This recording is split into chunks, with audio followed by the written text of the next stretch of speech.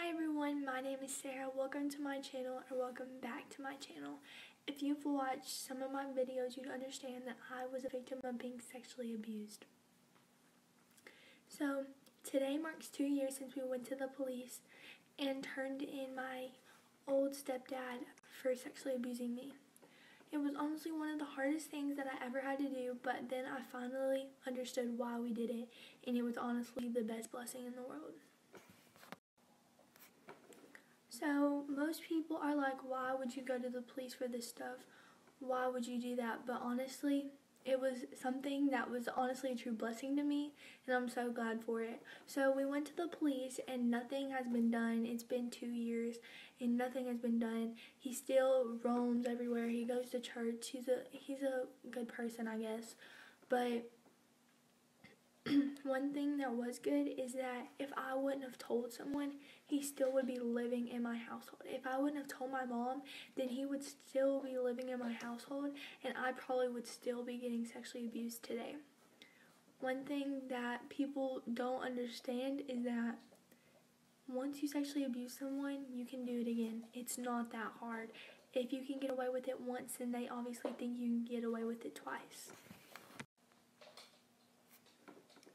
Many of my good friends have came to me and told me that they have been through the same situation that I have, but they're too scared to tell anyone. Honestly, I feel like that is the saddest thing in the world, and it hurts my heart anytime someone tells me that.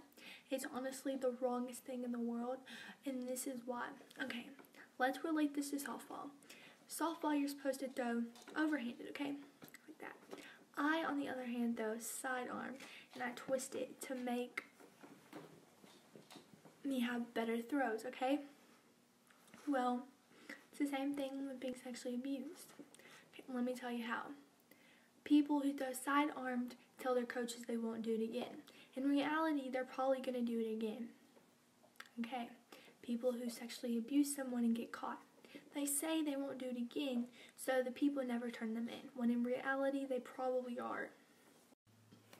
So just because you say you won't do it again doesn't mean you really actually won't do it again. You probably will. I mean, that's not always the case, but most of the time it is. One day I was crying in my room and I'm like, God, please do not let him get into any trouble. I love him so much. And I was talking about my stepdad because he had always been there for me. But in reality, God told me that just because I love him does not mean he didn't do anything wrong. He's like, this is something that needs to be shared. It's something that the police need to dig into. It's something that it's not okay. It's just something that he deserves, because every action deserves a consequence, whether good or bad.